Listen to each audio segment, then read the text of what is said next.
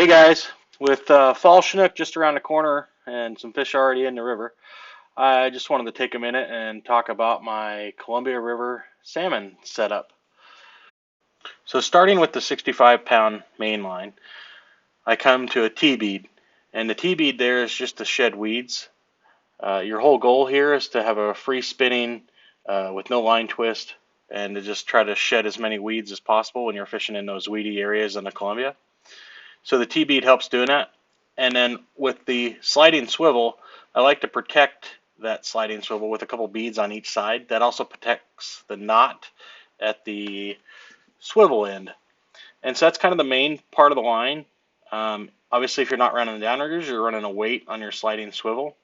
And then from there, I run a 200-pound monofilament bumper line.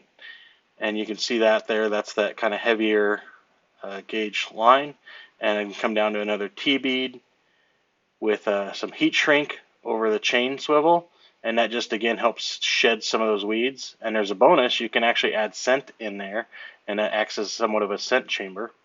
Then we go to our 360 flasher, and you can get those from Short Bus or Pro Troll. Either one works well. I prefer the Short Bus just with the double fins. They spin better in low speed settings. And then we're running back to either spinners or Superbaits or Superbait cut plugs, different things there. And you can see on my Superbait there, I like to run a bobber stop, small bead, big bead, and then back to a couple big river hooks, either 3/0 or 4/0. And I just tie those with egg loop knots.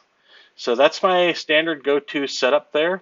If you're running a downrigger, you can omit the bumper. The whole reason for the bumper there is to give you some distance from your lead ball so that your flasher can run without any air interference from that weight. So another piece you could add just ahead of your 360 flasher if you want to spend a few extra dollars is what's called a scent bomb. And those are made by Moneymaker, and what you can do there is you can open those up and fill those with either a scent pad, or you can put like just tuna fish or shrimp or whatever you want in there, and that just adds more scent to your whole setup. Another thing I'm looking at changing up this year is instead of that sliding swivel, you'll see these VIP line locks.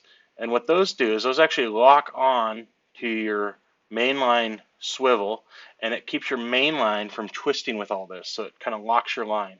Kind of a good way to keep some of those twists down from your main line so it's not getting all twisted up and reducing the effectiveness of your braided line. Now, backing up to the bumper, those bumpers are custom made. I make them myself. So I bought the Crimper, the Crimps, the T-beads are available, and then I got some heat shrink to make the weed guard. And then you just get the chain bead, and yeah, you just assemble all that. So it's pretty easy once you get the Crimps and the Crimper. You just take your 200-pound mono, fold it over on itself, crimp it, and then you add your T-bead, your heat shrink, and then you add your chain swivel and your last crimp that all together, and then you can add your Duolock to the end of your chain bead, and now you've got a bumper. And I have links in the description to all those parts and pieces, and it's really cost effective to make it this way. Once you get your crimper, you'll find a lot of other uses for this. I have some other videos up on other things I've made with the 200-pound mono, downrigger clips and downrigger stackers and things like that. So that's been a really budget-friendly ad for me. You can buy these off the internet right now for about $10. I think I'm making mine now for just over a couple dollars, so maybe $1.50 after you get all the equipment. So that's my setup. Comment below on what you do differently or what you like about mine or things you learned. Be interested to see what others are doing. On the weights, obviously you can change that depending on where you're fishing and currents and things like that. Some people run up to like 16 ounces. I just have an 8 sitting here on the desk.